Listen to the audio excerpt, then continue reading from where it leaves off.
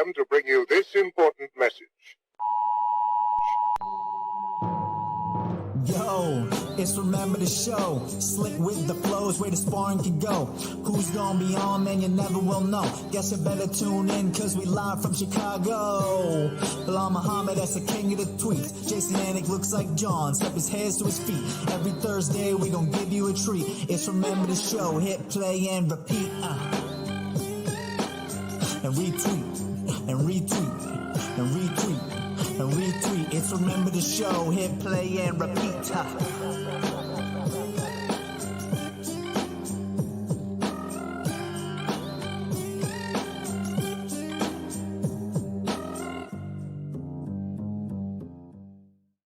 What is up? Episode 95. Remember the Show, brought to you by the Anik and Florian Podcast Network. My name is Jason Anik, joined by my brother, as always, Belal Muhammad. Dude, nice being here on a Friday night. I want to wish you and your family a blessed Ramadan, my friend. Glad that you just had a sip of water and some nourishment. Great to see you. Crazy week, my brother. Great to see you. I've been waiting so long to see you face to face, excuse me. How you doing, man? What's up, my brother? Appreciate that, man. Ramadan Mubarak to everybody that's out here watching. Hopefully you guys are at your dinner table, tuning into the show right now, as you guys are eating good right now. So just blessed. Like I said, it just opens up your eyes to what's truly important. And then this time of the year is the best time of the year because it's just like it's the time of year where you want to purify your mind, purify your bodies. Like, don't stress about the little stupid things. And like I tell people, it's like not just fasting from food and water. It's also like fasting from negativity in your life. If you do something bad, do something that you hate and you always wanted to stop doing it. You always want to stop smoking. Try it this whole month. You watch too much TV. Try this whole month. You swear, you do this, you do that. It's like you want to try to bring yourself closer to God, closer to your spiritual self. And there's a lot of guys even now where they're not as religious all year round, but when it's Ramadan time, they become the most religious. And then you have people that will like judge them and be like, oh, look at this guy now. Like when he's not this, he's at the club or something like that. But like, don't do that. This is the time where you should be doing that. This is the time where the whole world doing this one thing at the same exact time, and everybody should be trying to better themselves during this full month. And whether you're Muslim or not Muslim, I have teammates and guys that want to fast the whole month. I mean, I had shout out to Mike Biggie Rhodes. He's done it the last 2 years. Well, he'll message me, hey, what time we eat it today? Wow. Yeah, he's a man. Yeah, and he's a devoted Christian. I love it. See, that's great, man. And the discipline and the motivation for someone like that to get locked in like that. I love it. So it was interesting to see you tweet about Ramadan, given everything that transpired last week, before, during, and after UFC 286. And, frankly, we do topics every week on Remember the Show, and Cody and I were talking. It's like all anyone's going to want to talk about is UFC 286. And I guess I just want to start by saying, I mean, from my standpoint, and you might be sick of talking about it, right? I'm sure you are. Dude's been everywhere. My wife said to me, I was out of town all week for business and I got back in town. I was a little removed, believe it or not, after some of the craziness of Tuesday. But she's like, are you excited to talk? Bilal's, but your boy's been everywhere. You know what I mean? And I was a little bit in the dark because I was a little busy. But anyway, I just want to start by saying, myself and many others, well documented, we would have liked to see you weighing in as the backup. And I know that may be a lost story and yesterday's news, but we can talk about the main event. But I just want to sort of start there. That was pretty disappointing for all of us. If you want to just talk about it briefly or all night, talk to me, man. Yeah, I mean, it's not yesterday's news. It's our show. We can talk about whoever we want to talk about it. But yeah, of course, obviously, it's just like funny when they try to change the narrative and they try to say it's like, well, we needed somebody last second, and Kobe was the guy that the one that stepped up and willing to do it. And I'm like, bro, I'm 185 pounds. I could weigh in, cut weight, and be on weight within literally hours. And so, yeah, you can't sit there and say it's like that was it, that we needed him last second. He stepped up because there was nobody else. And it's like it's lying, and you're lying to the public and you're lying to the people. And it's like, I know what it is. That's a lie, because if you would have asked me, I would have come right that same day and I would have made weight that same morning. I could have weighed in, missed weight, and then had 3 hours to make weight, and I would have made weight in 3 hours. So it was like, stop trying to make the narrative that, because it's not. It was one of those where you guys obviously had it planned that you wanted Kobe to be the backup. You wanted to bring Kobe into the limelight in that way since he was missing. And I had so many people who were like, oh man, what about the reaction Kobe's getting now that, you know, when he came back, he was getting all this reaction, and his weigh-in video had more views than all the other weigh-in videos. And I'm like, bro, because nobody knew he was going to weigh in. He popped up out of nowhere. They weren't expecting it. So the element of surprise is what got those people that type of reaction. It wasn't, man, Kobe's trending because we're excited to see Kobe. I'm like, no, it was trending because, man, oh, that's where Kobe's been. I thought he couldn't fight. Where the heck did this come from? It made no sense at all. You know, and we'll definitely get to the fight. And I have to say, I mean, there's a lot to this, and I haven't taken in everything that's been around the world of MMA this week. And I know the champions sometimes have more say, or some say, about who their next opponent is. And then in other situations, certainly the promotion might drive it. But it was music to my ears to see Leon talk about Colby not being the guy he thought deserved the next shot. Do you agree with that? I mean, I'm excited about it, but he still is not saying my name. It's like, I hear you. You're a champion. If you're going to play that narrative and say, oh, well, Kobe had sat out for a whole year, like, why does he deserve it? Then talk about the guy who's actually been fighting for this whole year. Talk about the guy who has the longest winning streak behind you. Talk about the guy that you poked in the eye and who stepped up to fight you on 2 weeks notice, 3 weeks notice, and you're the one who committed the foul. Like, don't sit there and be like, oh, man, you know, he doesn't deserve it, but, you know, I don't know, Masvidal deserves it, because Masvidal doesn't deserve it more than me. And you could say what you want to say is, oh, the storyline, this, and this, but and I understand the storyline, but don't sit there and lie and say, no, there's nobody else that I see deserves it, and let me just try not to say his name. And I tell you right now, if you were in Alexander Volkanovski's division, he'd be calling your name out. You know, all he wants is the guy who's most deserving, you know? Exactly. When you see guys like Volkanovski, who wants to fight the next best guy, guys like Israel Adesanya, who after the fight would call out these guys, and guys that don't have the biggest following or anything. Yo, Cannonier is the hungriest guy right now. I want to call out Cannonier. Oh, Pereira, he only has 2 fights in the UFC. That's what they think could be me. I want to fight him.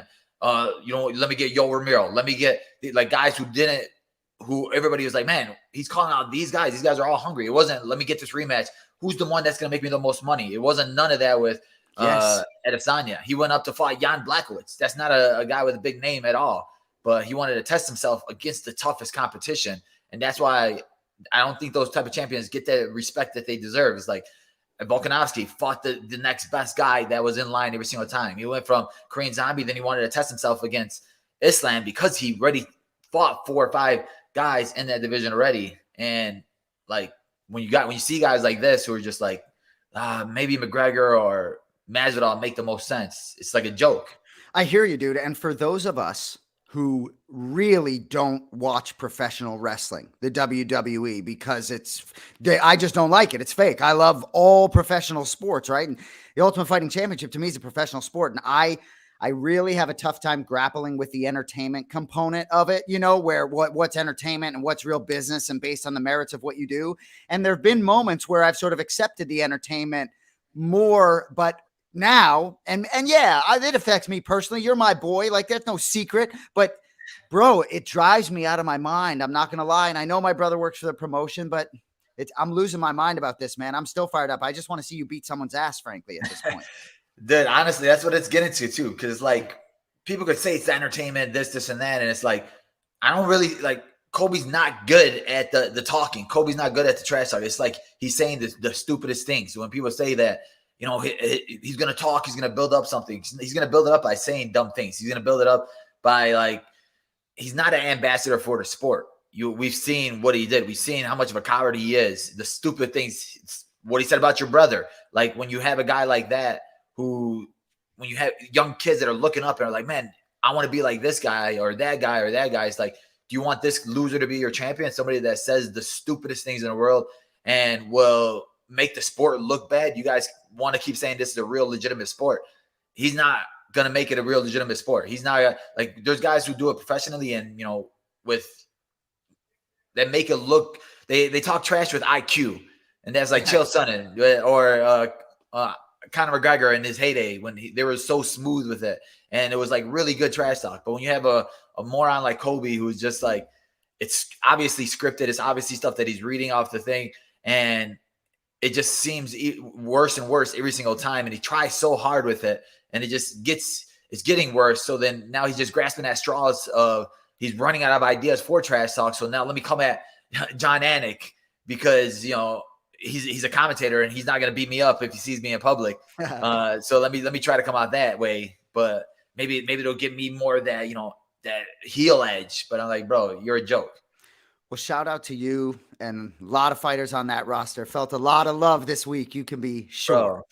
But I will say, just to move on, right? Like, I really am anxious to hear what you thought about the main event, right? And thinking about it's like you're watching the two guys. Certainly, you want next. You're watching it, certainly measuring where you're at this moment because you get better every time I see you out. So let's shift. Tell me about what I know. There's a personal aspect for you watching it, but what'd you think of the fight? I know there was some people thinking maybe Usman did enough, perhaps. Break down the fight a little bit for me. What'd you think? Watching the fight live. The earlier rounds for sure, like I could tell that Usman wasn't the real Usman. Like that knockout, I think it played a huge part in the role, and I think he just came back a little bit too early because he was still gun shy and he didn't have that same confidence that he usually has when he walks forward. Even when he was throwing his punches, it was like pulling it, not pulling it. Because Leon is really good at countering with uppercuts or countering with crosses or slip crossing, and I think that Usman was just so worried about what was going to happen if his chin will hold up. So like he wasn't really fully committing to anything. And even with his wrestling, he'll shoot in and he'll get deep. And like, I didn't see him really fully committing to the wrestling. I think, his biggest mistake was coming out southpaw. I think he came out as a southpaw to avoid that left high kick from Leon, because if you're both standing the same way, it's going to be harder for Leon to catch you with that same high kick.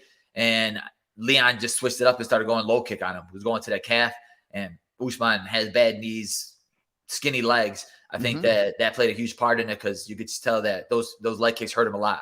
And then Leon was going from those leg kicks to the body kick.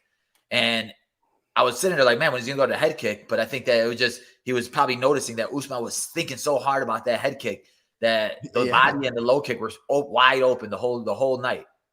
So with the fence grab, right? So I understand like the referees, at least in the last couple examples we've seen of it, when they take a point, they bring them back to the center of the octagon, right?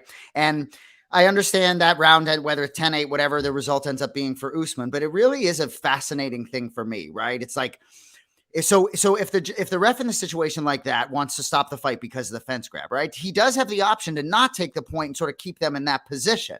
Right. And it's just kind of interesting. Right. So if he hadn't taken the point, what does he sort of take his hand off the fence and give Usman a sort of position on top? Is that an option?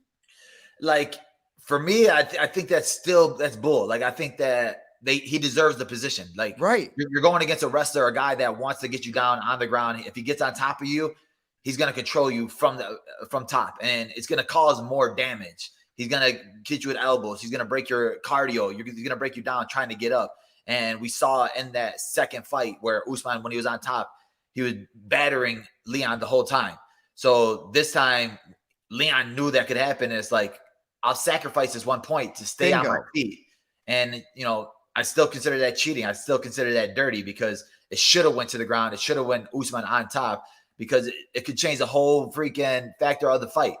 Leon now has stayed on the feet, and it's like, all right, now all I got to do is make it a 9-9 round. Even if it's a 10-9 round, I only lost 1 point. So I can still come back from that because I didn't lose the energy. I didn't lose this. I didn't lose that.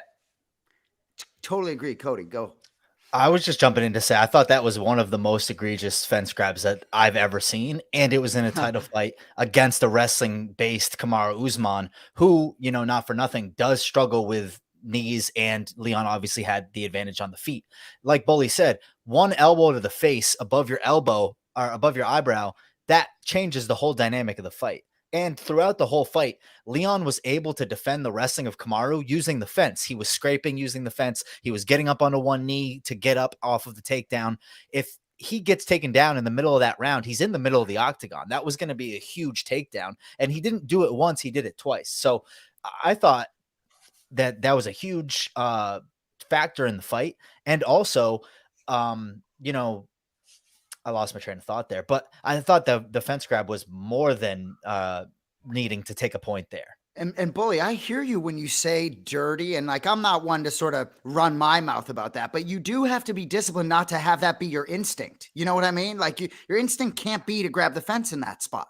Yeah. I mean, now it's been multiple fights now where the eye poke, you've seen him poke RDA in the eye right after that fight. After my fight, RDA posted his picture, and then you're seeing it was literally probably like 2 to 3 fence grabs, couple low blows in this fight. And a lot of that stuff, it messes up with the action. It messes up the momentum of Usman, because Usman is sitting there now looking at the ref, paying attention to him, and then it throws off what you were really actually thinking about and what you're actually really trying to do. So a lot of guys, I do think, will do that purposely to mess up the other guy, mess up the attention, mess up the flow of the way the fight was going on purpose. And I see guys that would do that purposely. And there's some coaches that will actually tell you that, yeah, do that. So we'll have a nice little reset from what was happening before.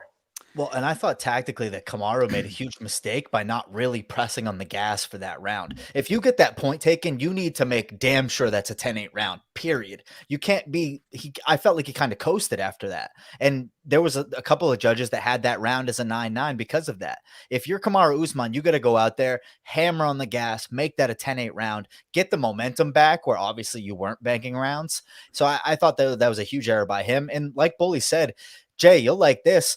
Why not just take the Belichick approach? Why not go out there? You get one eye poke, a nut shot, and a fence grab, right? Let's say you go out there in the first round and gouge somebody's eyes out. Who cares if it goes to the judges, because he can't see in the second round? You go out there and finish him. Who cares about getting a point taken if that's the game that we're going to play, right? Hear you. The Belichick method. I'm just telling you. I hear you. Ain't trying. So, I want to talk on you and where we're going for here, but I got to shout out Justin Gaethje first. And I also have to shout out Kenny Florian, because last week on his podcast, he's just basically saying that, and Fazeez, is he special to watch. God, I mean, I just blow my mind. But Florian last week is basically just saying, like, Gaethje's just going to take him to places he hasn't seen before. And like, fresh off you and Gaethje playing in that celebrity football game, like, how about Justin Gaethje, bro? Bro, he said it. I'm the most entertaining fighter in the world. And after seeing that fight, after watching the first couple rounds, or like even the first half of that third round, I'm like, man, Fazeez is so freaking explosive, so fast. And those body kicks that Justin was taking, he is so tough. He took some hard hooks too, because you're wondering, is his jaw still going to be okay? And it's like, you got to respect a guy like that who can take the damage that he's taken and still be in there right now and taking these hard shots from a monster like Fiziev, who's a hungry up-and-comer, guys that you're willing to fight. Like, he's not one of those guys that's still recycling the same opponents over and over again because they had the big names or because they're the money fight. Like, Fiziev is a scary opponent, especially for Justin, where you knew it would be an all stand-up fight. And Fiziev's stand-up is crazy, but Justin, man, he's fighting. The patient Justin is so good. And now I'm starting to wonder, when he did tell me, like, he had a concussion before that Oliveira fight. And he said that, like, I shouldn't have taken that fight. I fell off my bike. My head hit the floor hard. And it's like, imagine him, that Justin right here. There's not a lot of guys in the division that could beat the Justin that just fought. Like, he was so good. Dude, and Fazeez all cut up. Gaethje, not many scratches on him. I mean, just insane. Bro, yeah. It's like, and he got to take that at the end. It was so funny. Yeah, that's right. Yeah, I got to take that. F you guys now. I love it.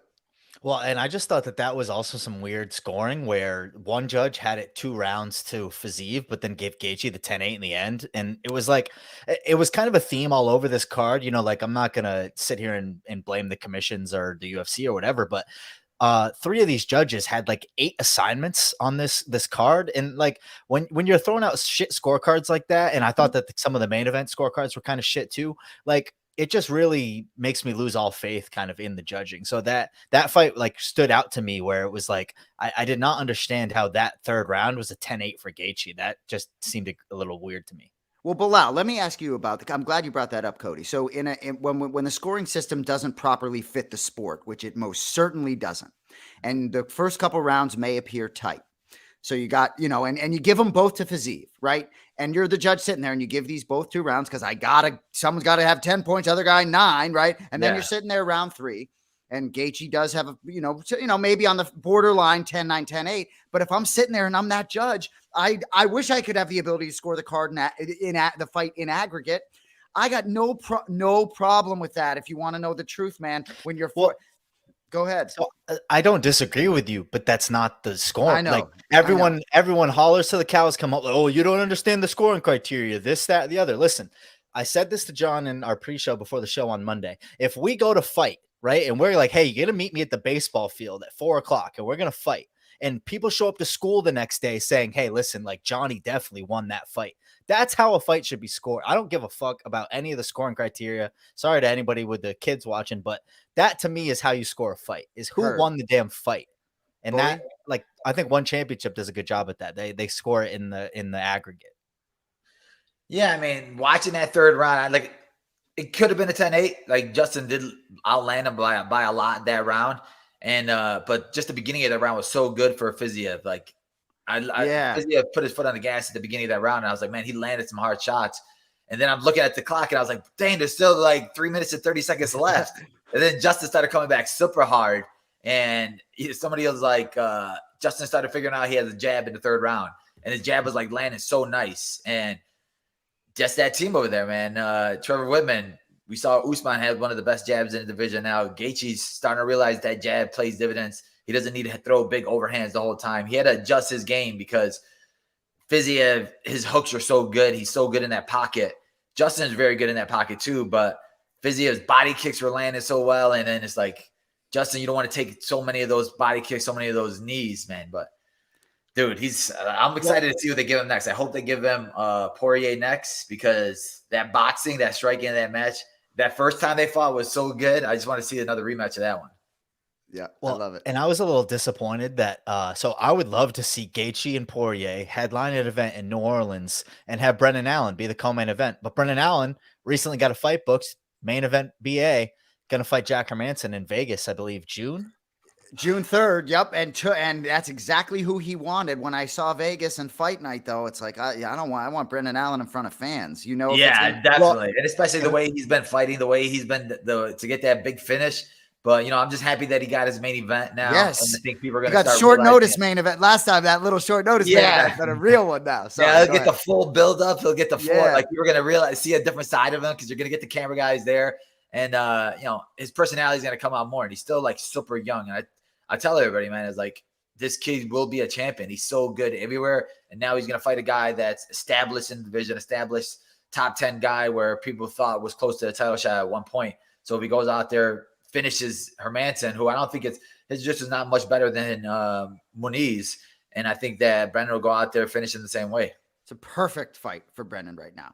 So before we talk about what's next for you, which I can't even, it's like, I know you've done so much media this week and I haven't been able to take it all in. So I'm so curious to find out if you've even talked about some of this. I love that I don't even know that, but I have to talk about Nacho, man. Ignacio Bahamondes, ready to fight in Miami, UFC 287. His opponent, Nicolas Mota, I believe I'm saying the name correctly, right? Headbutt in camp. Nacho must be devastated. Bully, talk to me. You're still coming to Miami? What's up? Yeah, we were mad about it because he was talking a little trash. I was like, who the heck is this kid talking trash? And I was like, yeah, it was just starting to, it was funny. So I was like, man, I can't wait till Nacho got even more hyped because he was talking trash. And then all of a sudden it was like 2 days ago where he pulled out. But we're working on another name right now. So hopefully it gets signed and it's done. But Nacho's still working with the UFC. If a guy pulls out, you're going to get like 20 more options that are willing to step up right away and fight. And good point. I think hopefully with this next fight, it'll be another exciting fight for Nacho. And I just wanted to be on that card because that's exactly a big card for him to go out there. He's been out for so long, and to get that exposure from a big pay-per-view like that's going to be huge. Exactly. Cody had mentioned Moto was maybe saying about doing it a couple weeks. A couple weeks in Miami. And then especially with Nacho, he has his brothers that are coming from Chile to watch the fight. So they're coming in, they're setting it in. His dad was supposed to come down. So like he got family that changed their plans and everything. So like, yeah, we ain't going 4 weeks. And then I see the cut and I'm like, bro, this guy's not going to be ready in 2 more weeks later. Like it's down to like the skull.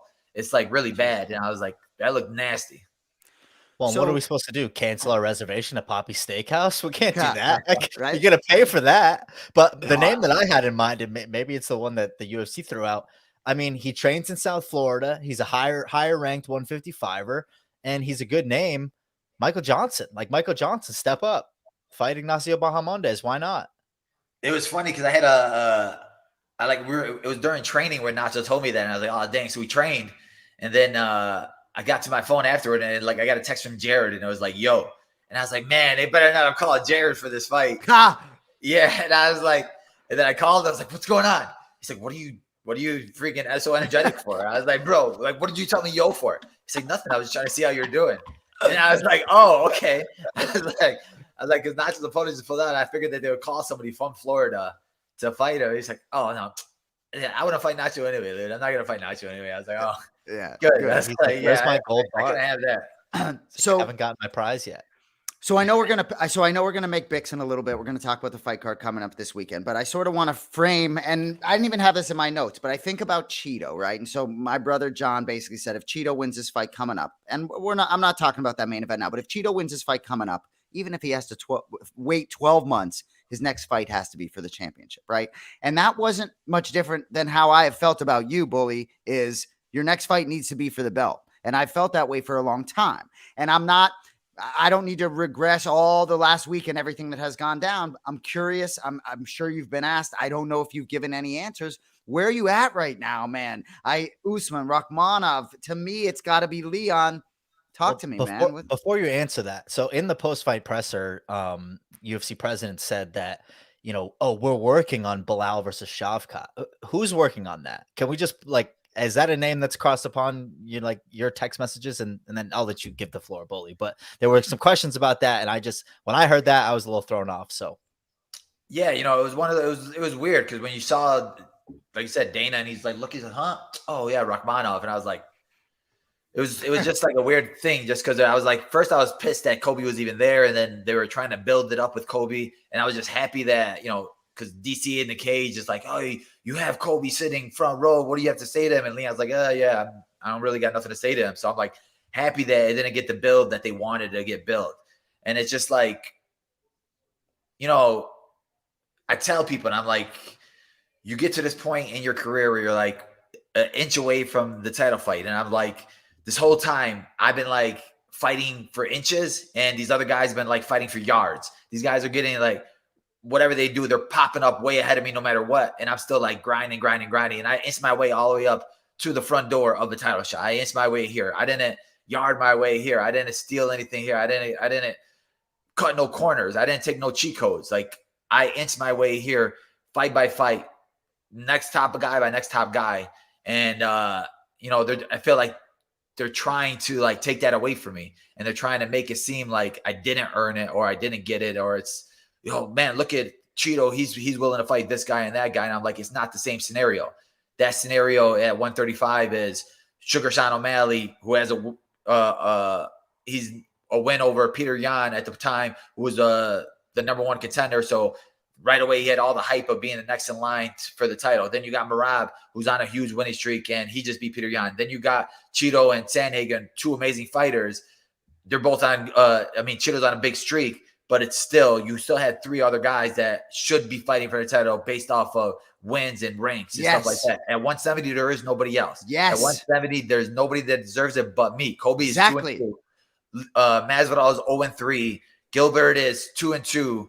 And it's like, Usman, you just lost 2 times. So it's like, there's nobody that deserves it but me. So it's not the same scenario, and trying to put it as the same storyline as, oh man, look at this guy. He's doing it. Why aren't you willing to do it too? And I'm like, it's not the same thing.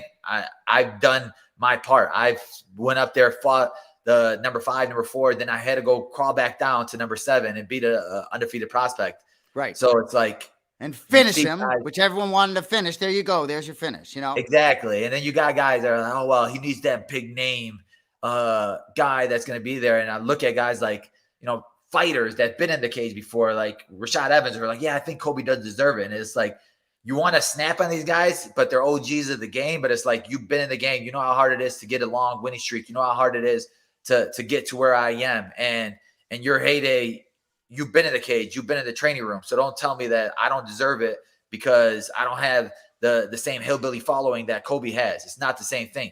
DC, you're saying, oh, you need that big name. It's like, you beat Patrick Cummings, then you got the title fight. It's not the same thing. Like, don't compare it. Don't say that, because it's like making the uneducated fans be like, oh, well, if these guys say it, maybe it is true. And I know they're trying to do whatever they can to sell it for the UFC, but it shouldn't be sold for the UFC because it doesn't make any sense. Kobe doesn't deserve to jump ahead of me. Kobe doesn't deserve to be ahead of me.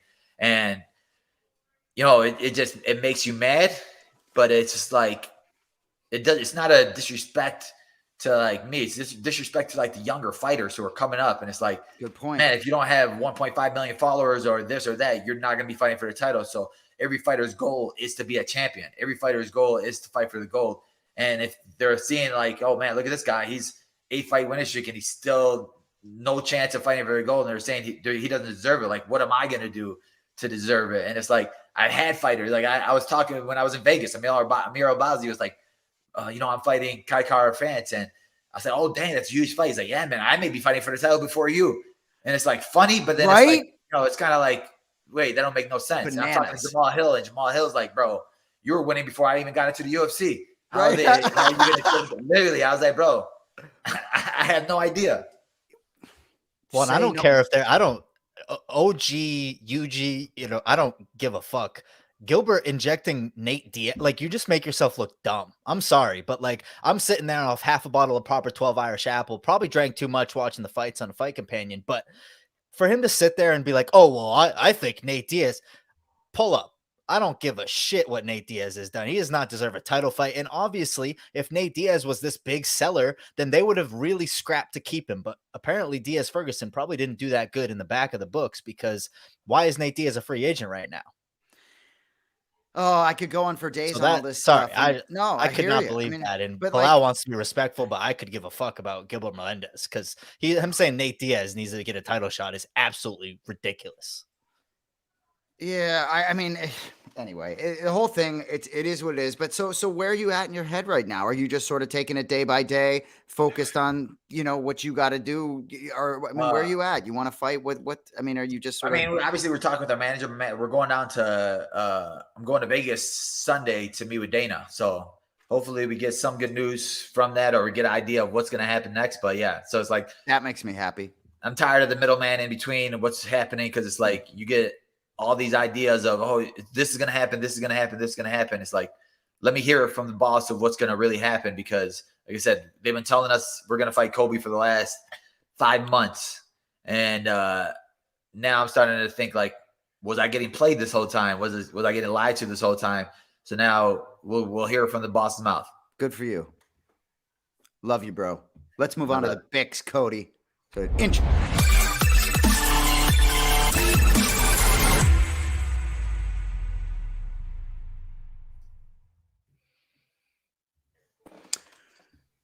Man, I was just, dude, Saturday night into Sunday and like Monday. So John flew back from London, obviously. So I wasn't in touch with him. And by the time he landed, the extent to which I wanted to talk to him about you was insane, bro. I was bubbling over when he landed. It was nuts. All right. UFC Fight Night, San Antonio, Texas. What a main event. What a nice card here. A little sneaky card here. Glad this is not in the Apex, in the 30-footer. I believe in San Antonio, Texas. So we'll start first. Bick, we're going to do 3 as we did back in the day. Flyweight division, number 6, Alex Perez versus our boy, fresh off his win on Remember the Show, Manel Kape, -190. So Perez is a 6th-ranked fighter in this flyweight division. Manel Kape, number 9. So Kape is confident, super confident with good reason, thinks a title shot could be around the corner if he gets it done here. I haven't heard many people pick Perez. Perez had won 3 straight, has lost 2, had won 3 straight. Now he's on a 2-fight losing streak against good opponents, Davison Figueiredo, Alexander Pantoja.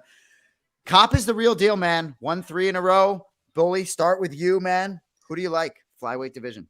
Yeah, Kape had a lot of hype coming into the UFC. One of the best strikers at 125. And I think that, Perez, he did have his chance fighting for the title. I think he cuts a lot of weight. He had weight problems before. He's pretty good striker. We've seen him get tapped out early against Figueiredo and then lose the last one too to Pantoja. But he's a scrapper. He's good, obviously. But I just think that Manel Kape, he's riding high right now. He's been in the gym all the time. He's always training with these guys, with that young group of guys that's in Vegas right now, with the Basharat brothers, Amir Albazi, all those guys. He's training with those guys all the time. And, when the Russians are down there, Umar is down there, he's working with them. And I think that he's just going to keep growing, keep getting better every single fight. And his last fight, he showed a lot of more comfort. We're seeing him, do the Sean O'Malley, playing the basketball game. And then, when you do that type of thing, it just tells me that, the cage, the octagon, the jitters are gone now. Now you're starting to get to that level where we will see a lot more flying knees from him, a lot more crazy stuff from him. And I think that, he's going to make a lot of noise this weekend. I think he's going to maybe get a big finish. Cody? Yeah, I think Manel Kape couldn't have been more competent last week. You know, it really seems like he's putting it all together. He pointed it out. Like at one point, he was a backup for a flyweight title fight. When he came into the organization, he was a very touted, very highly regarded prospect. And now, you know, you get to this level and you have some stumbles, but I think that Manel Kape is going to fight for a title in the next year and a half. And so I could see him going out there. They got a little physical at the weigh-ins. I was trying to pull up the clip, but I think there's a lot of motivation for both guys, but I think Kape is the more efficient, the more effective striker. And I think he gets it done probably by finish. One of the rare flyweights who can finish fights. So I think I finish fights, Manel Kape at 125. Starboy gets it done. Co-main event, women's bantamweight division, number 3, Holly Holm versus number 6, Yana Santos, previously known as Yana Kunitskaya. So Holm. I'm about to say this. She got married? Yeah. So she had married and had a baby. So she's been inactive for a while. Hasn't competed since July 10th, 2021. First round loss to Irene Aldana. She had won 4 of 5 prior to that. Holly Holm minus 40. Holly Holm, 41 years old. That surprised me a little bit when I saw that. Still competing. Good for her. You know, her last time out, split decision, lost to Ketlen Vieira. I believe she thought she won that fight. Cody, why don't you get us started on the co-main event? So I thought she won that fight too, but that's because I had money on it. But I genuinely, when I've been looking at this Yana Santos, I did not realize it was Kunitskaya until about 3 days ago. So that just, I think maybe with the case with most MMA fans, let us know in the comments. But Holly Holm, you know, kind of seems to be ageless. You know, she did get into MMA late, was a very credentialed boxer before she got into the UFC. Obviously, the Ronda Rousey fight, the Miesha Tate fight. Then after that, she's got a huge resume, future Hall of Famer, and I do think she gets it done against Kunitskaya. Kunitskaya, aka Yana Santos, a little bit of a slow starter. Holly Holm seemingly banks rounds. This is only going to be a 15-minute fight. It is in the bigger cage. And so I think Holly's going to be able to get on her bike and just take away some rounds here. I think your best bet is Holly Holm by decision. It's about minus 120. But this fight is, I think, pretty clear on the board. So give me Holly Holm at the minus 245, but definitely by decision. Remember the name? Who do you like? Co-main event. Yeah, I like Holly. You know, she's just so good with distance, with her kicks, side kicks. Her boxing's obviously better. I think Yana needs to grab hold of her, pull her down. But I don't think she just, like you said, she's been off for so long. She had her moments where she had a pretty decent streak, 2 to 3 fights. But I just think Holly Holm's been in there with her style already. She's seen it all. She's been in there with the best of the best. Maybe she's going on her one final run for the title shot because that division is so light. So with her big name, one big win, and one big finish, and maybe she'll get a shot. So I think I'm going to pick Holly here. Very excited to move on to the main event. I couldn't help but talking about it earlier, but I think the context made sense. You know, this one just Cheeto, Corey. I mean, seeing that plus 135 by Marlon Cheeto Vera's name is still it's even hard to see. But dude, Corey Sandhagen, unless I'm mistaken, that's Belal Muhammad's favorite fighter. Like, I honestly, he's up there on Bilal's top list. He really is.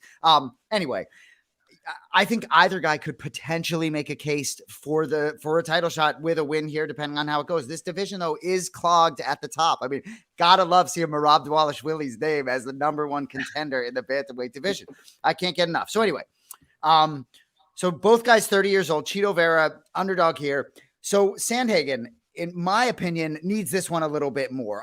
Corey, if he doesn't get this one, I think it's still an uphill climb. He is young. He's favored here. But I think if he wants to taste gold, I just think he's got to get it here. As I said earlier, if Cheeto gets this, I think he sits around and waits. I can't wait. Corey Sandhagen mentally. Yeah, Max Hines right there. Bilal, you deserve a title shot. Just my opinion. Yeah, that's the right opinion. Yeah. Hey, he talked plenty of sex. Shout out Max Hines. We appreciate you. But, dude, anyway, talk to me. Bilal, get us going. This main event is fire. You probably don't want to pick it. Talk to me. Bro, like you said, Corey Sandhagen is one of my favorite fighters, definitely to watch. Marlon, I'd love to watch him too. And they're both so chill, so cool when you talk to them. And both of them have been on the show before. But, man, this fight, like I would honestly pay pay-per-view yes. $50, $80 for this fight just to watch this one fight because it's going to be crazy. And I think that her footwork is so smooth. His lateral movement is so smooth. He comes out with explosiveness. He'll throw flying knees at you, spinning heel kicks. He has crazy knockouts like that. Marlon, I think he has more power. I think he just has that big boy power, I think, where all it takes is one shot and he can put any of these guys to sleep. Corey will have to, swerve his way in there a little bit. I know he has his flying knee knockout of Frankie Edgar, but it was just set up so beautifully. He has to set up those stuff. He set up that spinning heel kick, knocked out Marlon Moraes with it. But man, dude, this fight, I just don't know what it's going to be because Marlon starts kind of slow. And, Corey's going to come out. If he comes out really fast, we know he could go 5 rounds. We know he could go hard 5 rounds. It's just where Marlon, he's so patient in the beginning. He's making his reads early in the beginning. But will that affect him because Corey is a sniper? And we've seen now that elbow that against Song Yadong split him open. All it takes is one wrong thing and the fight could be ended because you are trying to slow. You're making those reads. And it's like, dang it, man. I don't know. Marlon is so good, man. His boxing is so good. He's just watching him. He just motivates me all the time when I'm watching him on Instagram. He's going for a jog. And I'm like, I'm going to go for a jog right now too, just because I'm watching Marlon Vera. But then Corey's mindset is nuts because his mindset's bulletproof. And it's like, God dang it. Why do they have to be fighting each other? Right? Yeah. But like you said, I just don't want to. He's been in there. He's lost 2 of his last 3, but there are 2 close decisions, honestly, to Peter Yan and Dillashaw, and they could have gone the other way, and they could have just changed his whole trajectory. But if he loses this fight to Marlon Moraes, I think it would have to be by finish because Marlon's a finisher. If it goes to a decision, then I would pick Corey in it because Marlon does give up those early rounds. So we'll say that. How about we do that? I say if it's a finish, I'm picking Marlon. If it's not a finish, I'm picking Corey. Hey, check Instagram Saturday. I think it's pretty likely that Bully's going to have to put a name it's there. It's just going to say RTS so people can come. Right? Exactly. Right in between them. What's up, Jay Henry? Oh, I meant to pull Jay Henry. Dude, Jay Henry, what's up? I meant to pull up a tweet of Jay Henry. Jay Henry had a great tweet. And I didn't retweet it, and I probably should have, but he broke down some great stuff. But he was great supporting you all week, Belal, but he had a great long tweet about you. I'll find it at some point. Go check out Jay Henry on Twitter. Yeah, I got to go find it now, Jay. Appreciate you, brother. Yep. Cody, who do you like main event? Well, I could not agree more with Belal. I think it's an easy one to bet. I mean, if you think it's going to be Corey, it's Corey by decision. If you think it's going to be Cheeto, it's Cheeto by finish. I think that the fight moving to San Antonio benefits Corey. If this is at the Apex in the 25-footer, I think that's more advantageous for Cheeto and his style. And I think he is a proven commodity and a proven finisher. Where I think the intangibles play into this is Corey is coming off 2, poor decision losses. I would argue that he won the TJ fight, but lost the on fight. And I think when you're Corey going into this, you are realizing your back is against the wall a little bit. This is kind of the borderline of title contention. So I think Corey's going to go out there and maybe be a little bit more reckless than he has been in the past, which I don't think really is going to benefit him against Cheeto. I think Cheeto goes in there with a I don't give a fuck attitude. I think that's going to benefit him here. The crowd, I think, is going to buoy him. Tickets still available, Bully. $96 to get in the door if you wanted to head down to San Antonio, you and Mall Hill, huh? Honestly, I would think about that right there because that was one of those fights there. I was like, man, excited about it. And I was so mad about the last week, and then I saw this fight, and I was like, all right, man. I got a little smirk. I was like, okay, at least I got something to look forward to Saturday. Right. Oh, and I would encourage UFC fans, those are the kind of shows that you want to go to and pay for the tickets for. Yes, everybody wants to be at the pay-per-views and spend $400 and go and get into the building, but those smaller shows are where you really get the feeling of the UFC and you get to feel the true energy of the crowd. And this is an absolute headliner of a fight. Totally agree. And my brother John wasn't always on the pay-per-views, and I went around with him a little bit on some of those older cards, and I agree with you completely, man. Dude, and some of these cards can really sneak up on you and just be fire start to finish. So, dude, so Cody, you have a DraftKings, though. No, I'm not going to ride the fence. I think Cheeto gets it done by finish, probably in the 3rd or the 4th round. But I could see Cheeto going out there and getting a great finish and really putting a stamp on it. And, probably have to fight at least 1 or 2 more times before a title shot comes into play with how messed up, 135 is.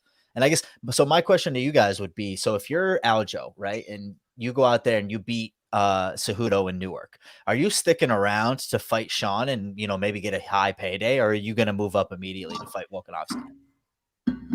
I'll just say real quick, and I'll let you go. I think the relationship is so special between him and Merab that even if Aljo may want to stick around for Sean O'Malley, I honestly think he might go just for his boy Merab. Go ahead, Bully. Yeah, honestly, like you said, I think you hit it on those. They're so close and they're so real with each other. I think they'll have that conversation, and well, they'll talk with even Dana White and them, because like if you're Dana and Aljo's going to move up, then he's going to be like, well, obviously Sugar Sean's next, and you're probably going to give Sugar Sean a pick of who he wants to fight in. I don't think anybody wants to fight Marab, so right. You have Cheeto against Sugar Sean for the next title. So then that's where you're stuck in that little pickle if you're Aljo, because they would want that rematch with Sugar Sean and Cheeto. So then you're like, well, I might as well fight Sugar Sean, let Marab fight Cheeto, because those two are going to be up there, and I'm sure neither one of them want to wait. And then you go up after beating Sugar Sean. Well put. Yeah. So Cody, you got some. Go ahead. So my final thought I think Sugar Sean's an easier fight than Henry Cejudo, and I don't, just for Aljo's style. Like, granted, neither of them are an easy fight, but I think for Aljo's style, his smothering, his wrestling, Sean hasn't exactly been, a world beater in the wrestling department. So, that was just my thought when it comes to that. But yes, Jay, on the DK Sportsbook app, which the Anik and Florian podcast is proudly partnered with, there is a podcast parlay, which is Nate Landwehr to win versus Austin Lingo, Holly Holm to win versus Yana Santos, aka Yana Kunitskaya, Manel Kape to win versus Alex Perez, two of which align with our show, and then Macy Barber to win versus Andrea Lee. So that parlay will get you plus 335 boosted up on the DK Sportsbook app. You like that, Bully? You like Macy Barber and Landwehr both to win? Macy Barber, yeah, she's always looking good. I like her fight. I'm excited for her. Hopefully she gets the win, because she did have a pretty good fight against the champion, Alexa Grasso. So used to train with Macy. She's a good friend. So yeah, that's right. For her, yeah. So Bully and I got to get out of here, but we do have a game show tonight. So guests, Jeremy Kennedy, Bubba Jenkins. So hosted by our great director, Cody Merrow, and our boy, Darnel Giovani, Mystic Black MMA, stepping in for us. So we're going to get out of here. Enjoy the game show tonight. We'll see you next Thursday on Remember the Show. Enjoy it. Peace. Welcome back, guys, to Remember the Show. I know I'm not Belal, but I am backup Belal, your boy, Darnel Giovani, a.k.a. Mystic Black. And I have these two amazing featherweights to my side right here. One from Bellator, one from PFL. First of all, let's go to the man who has a fight coming up soon, Bubba Badman Jenkins, who is fighting Chris Wade once again in PFL April 1st. Bubba, how you feeling, brother? As Kennedy would say, Bubba who? I'm doing great, man. I'm feeling good. I'm excited about the correction that is at hand. I can't call it a revenge tour. I can't call it a revenge match. I'm not looking to revenge what he did to me. I'm looking to correct who I was and who I am. So I'm excited about the upcoming fight, excited about the opponent that I get to punch in the face. And yeah, man, you guys caught me at the right time, because this is the perfect fight for Badman to be a bad man. All right, he's hyped up. And of course, we got the man from Bellator. He is ranked right now number 2 in the Bellator featherweight rankings. He's on a 3-fight winning streak and maybe title shot next. My man, Jeremy Kennedy.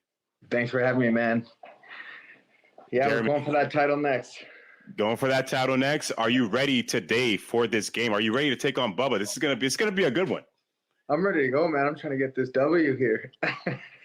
All right, two guys trying to get this W. Bubba, before we start this game, just want to ask you, what is going to be the most important this year in this PFL season? I know you were runner-up last season, but what is the most important thing that you want to accomplish and make sure that people know? It's going to be about keeping my composure. Last year, I feel like I was winning 3 of the 4 rounds, or maybe 2.5. I'm biased as fuck. So, I think I was winning the majority of that fight when the referee came in and gave his little 2 cents that nobody fucking needed. So, but I feel like I was winning majority of that fight, and then, I got stopped. And of course, Brandon Loughnane did a great job of getting the victory. But I think but this year's keys is just being me, staying composed.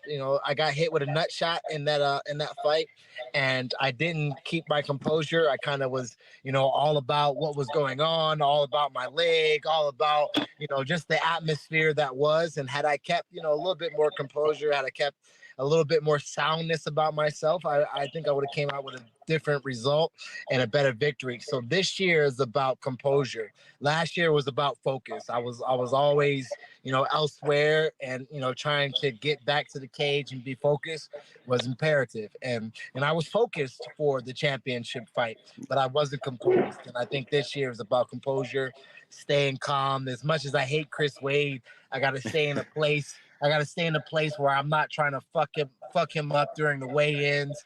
That I slapped him before. I wasn't even fighting him, and I slapped him at weigh-in. So he just got a haircut and a face that I just can't stand.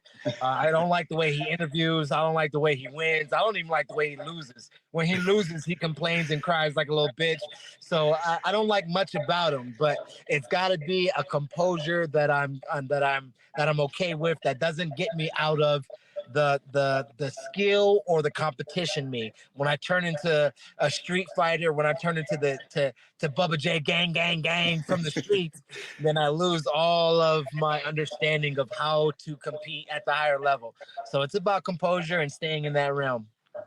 You heard it right there. April 1st, Bubba Jenkins, Chris Wade, Jeremy, you fought in the UFC. You fought in the PFL. Now you're in Bellator, possibly on the verge of a title shot. What would this be more important to you than winning a UFC title or maybe even a PFL title? Not possibly. We are on that title shot. I've been promised. I've earned that shit. Okay. I think this is kind of where it's led me. I was a little early in the UFC. I left with a 3-1 record.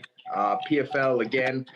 A lot of stuff happened there, and then I was supposed to line up again for that second season, and the COVID canceled it. They canceled 2020. I was kind of left in the dust, and then kind of like in the wings. I didn't know what was next, and Bellator was interested, so we went over there, and I kind of hit my prime, physically, mentally, everything. Now I feel the best I've ever felt, and it's all coming together, and just at a perfect timing now that I'm in Bellator, so I'm put these wins together and earn this title shot. Now we're knocking at the doors, and it's just trying to get this major organization. I need a title, before it's all said and done, and this is my time right now. Absolutely. Hopefully we see that happen next. But fellas, it's time. You guys ready to play this game? Let's go. All right. Let's do it, guys.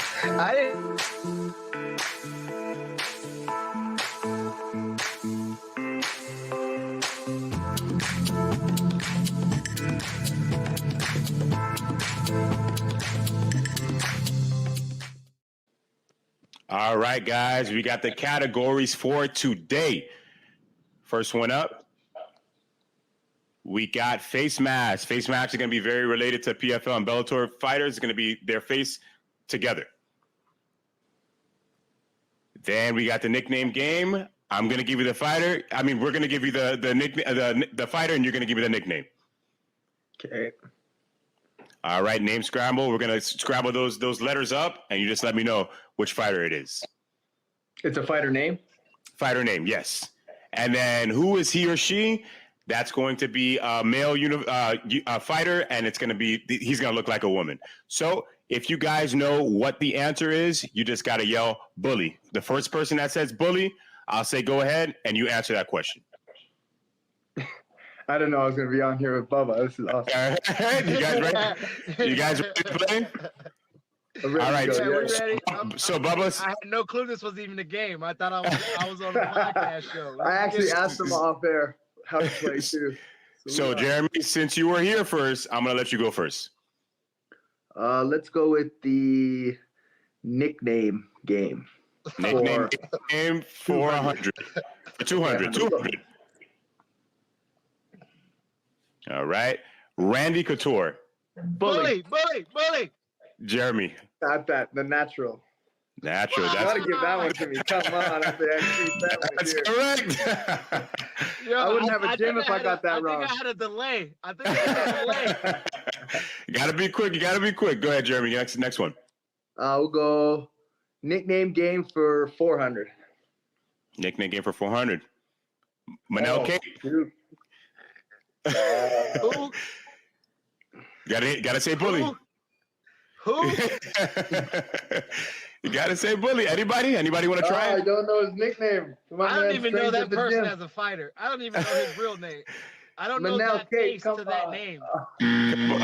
All right, time's up, guys. Star boy. All right, Bubba, you can choose the next category. I don't even know who that was. He's a UFC flyweight. Are these all UFC? Y'all got to do better than that. No, this is PFL, Bellator. It's mixed. All right, y'all better be doing MMA. Don't give me this mainstream UFC shit. Let's go with name scramble. Name scramble. All right, for how much? For 100. 100. All right, simple. Go ahead. Fuck. And that's a fighter? That is a fighter.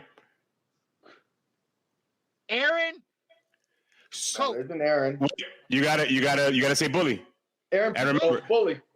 Aaron Pico. I heard, but wait, I heard Bubba. Bubba, did you say it? My man. Aaron Pico. You got it. You 145. Just so you guys know, in this category, it's gonna be fighters that you beat. So your wins in name scrabble. Oh, between. Oh, shit. Got you. Yeah, there you go. Hey, time out. You should have said that a whole There- 300 ago. A whole 300 points ago, you should have said that. I had to help you out now because you guys were struggling a bit, so I had to help you out. But all right, Bubba, go ahead. Choose the next category.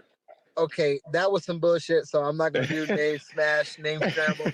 I'm gonna do face smash. All right, face match for 100. And these are guys we fought. Some of them are not this category.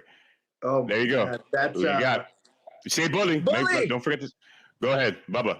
I think that is Shaman Moraes. That's Martin. No. Not Shaman Moraes. The other Moraes. There's like 5 Moraeses. Correct. You got to give him that one. That's Marlon. Yeah, him and who else? That's definitely Marlon. Mixed with. Oh, it's those eyes, bro. It's the face. It's a little closer for you. Oh, I got it. It's Marlon mixed with Bully. No, that's right. Jeremy, you go ahead. You can steal it. Is that Marlon and Burgos? You got it. Ding, ding, ding, ding. Damn it. Come on. Damn it. All right, Jeremy, pick the next category. We'll go with name scramble for 400. Name scramble for 400. Ooh, going big. All right. Damn. There you go. Oh, Hey, I got it. Bully. Go ahead, that's gonna be Bubba. his. Bobby motherfucking Muffet. You got it. You got it. And just like that, he bumps me. Shit. Okay. Yeah. Go ahead, Bubba. You can choose the next one. All right, we're gonna go with face smash again. I'm pretty good with face smash. I'm sad that I fucked up and didn't know Shane. There you go. All Oh, I right, got. all right, fuck. Bully. Go ahead, Bubba. It's a little We're frozen going- on my shit. We're going with Leon. Oh. See if it's closer for you. All right. There we go. We're going with Leon and Derek and the Black Beast. That's it, No, correct. Jeremy, you want to steal it? Yeah, we go with Leon and Francis. Fuck. No, so close. I know that's Francis. It's Deontay Wilder and Francis Ngannou. Hey, yo, that guy look like Leon. The haircut. I was like, I see it. I can see it in the haircut. All right, Jeremy, you can pick the next category. We'll go, who is he or she for 200? All right, 200. Oh, come on.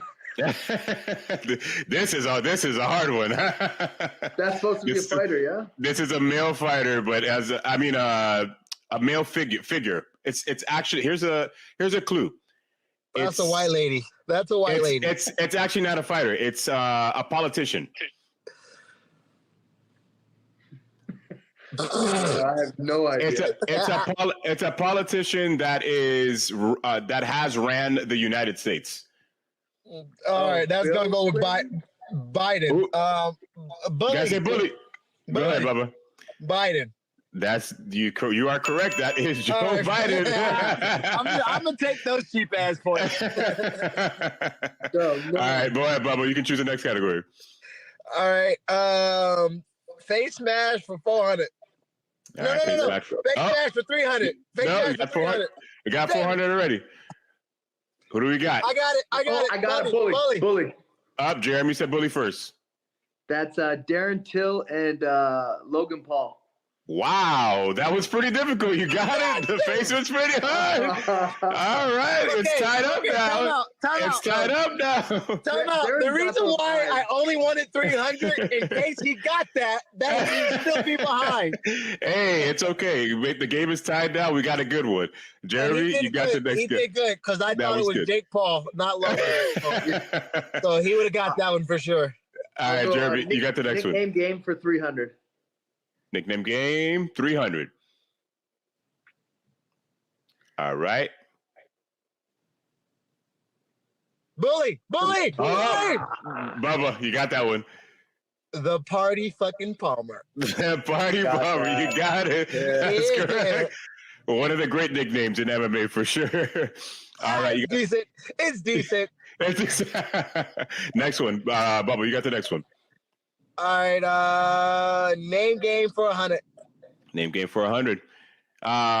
Nickname game for 100? Yeah. Nickname game for 100. Kenny Florian. Bully. Jeremy. Ken Flo. That is correct. You got it. Old school one. That's an old school one. Nickname. That's a whack ass name. I don't know if you say that.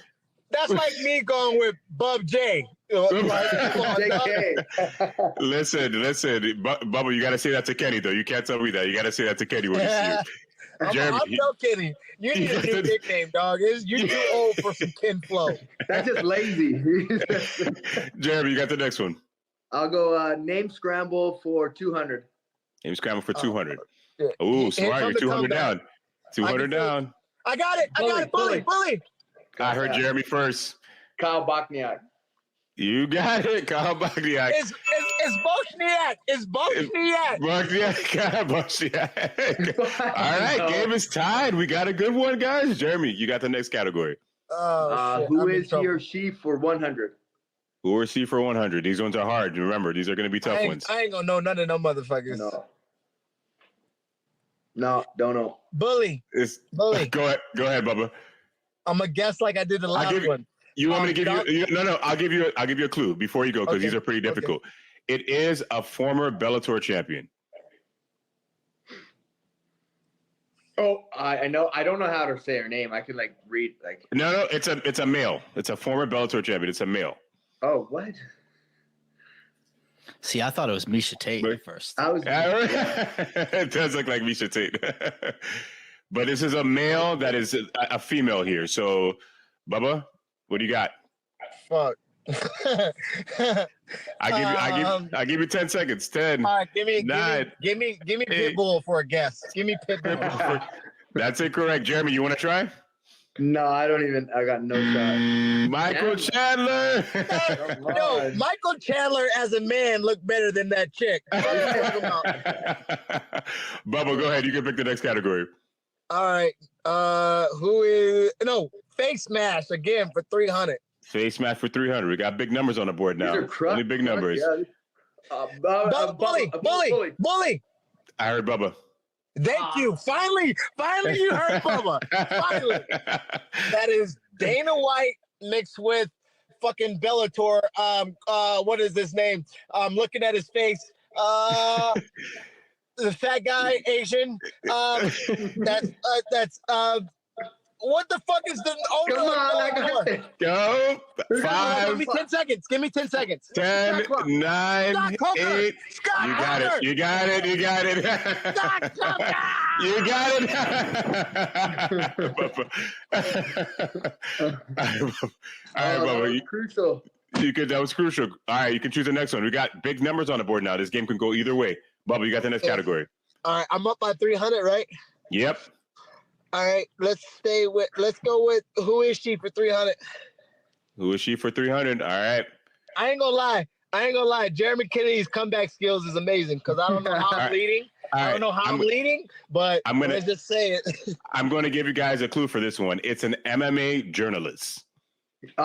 Bully. Jeremy. I'm going to go with John Morgan. Wow, that was hard. You got it. You got it. That is Sean Morgan.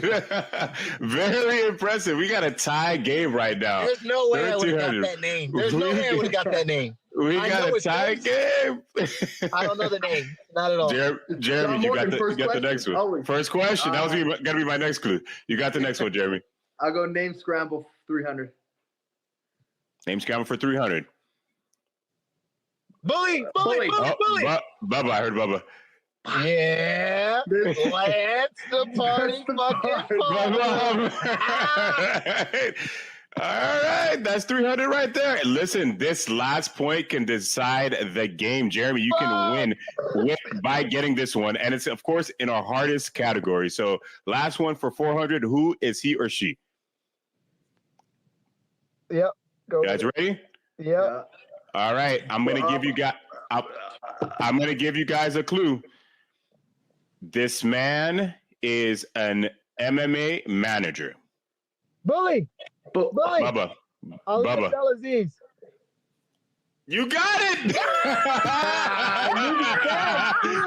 got it. And you got it. And your winner today on Remember the Show is the bad man, Bubba Jenkins. Bubba, the floor is yours. What do you want to say to the people after winning today's game? Jeremy, of course, thank you for playing. Of course. Well, I didn't think I was gonna cry about this. I told my children I wasn't gonna cry. But first, shout out to Jade Dispensary in the background.